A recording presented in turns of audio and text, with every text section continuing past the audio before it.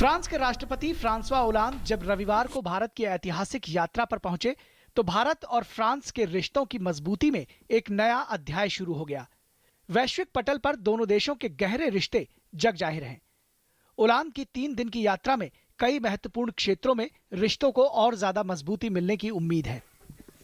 भारत दौरे से पहले फ्रांस के राष्ट्रपति फ्रांसवा ओलांद ने समाचार एजेंसी पीटीआई को दिए साक्षात्कार में कहा कि भारत के साथ 36 राफेल विमानों का समझौता सही दिशा में है, लेकिन कुछ तकनीकी पहलुओं पर सहमति बनाने में वक्त लगता है। उन्होंने राफेल को दोनों देशों के लिए महत्वपूर्ण करार दिया। उन्होंने कहा कि राफेल भारत और फ्रांस के लिए एक महत्वपूर्ण परियोजना है। यह अगले 40 साल के लिए मेक इन इंडिया सहित अभूतपूर्व औद्योगिक एवं प्रौद्योगिकी सहयोग का मार्ग प्रशस्त करेगा।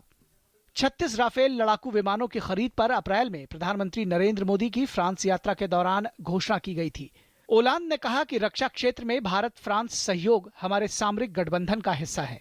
पेरिस में हुए आतंकी हमले के बाद दोनों देश आतंकवाद के खिलाफ मजबूती से सामने आए हैं। पठानकोट आतंकी हमले और भारत में पाकिस्तान की धरती से समर्थित आतंकी हमले के बारे में ओलांद ने कहा कि फ्रांस कठोर शब्दों में पठानकोट आतंकी हमले की निंदा करता है। भारत ने इस हमले के लिए जिम्मेदार लोगों के साथ न्याय करने की मांग कर बिल्कुल सही किया है।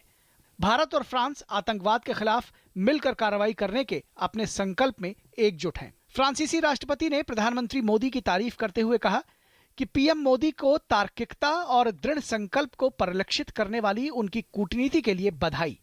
भारत और फ्रांस एक तरह के खतरों का सामना कर रहे हैं। हम पर हत्यारे हमला कर रहे हैं जो धार्मिक आधार पर काम करने का दिखावा करते हैं। उनकी असली मंशा व्यापक घृणा फैलाना है। भारत और फ्रांस 2 बड़े लोकतांत्रिक देश हैं। दोनों देश कई मायनों में एक दूसरे से जुड़े हैं। तकनीकी के क्षेत्र में फ्रांस भारत का विश्वसनीय साथी रहा है। Bureau report, DD news.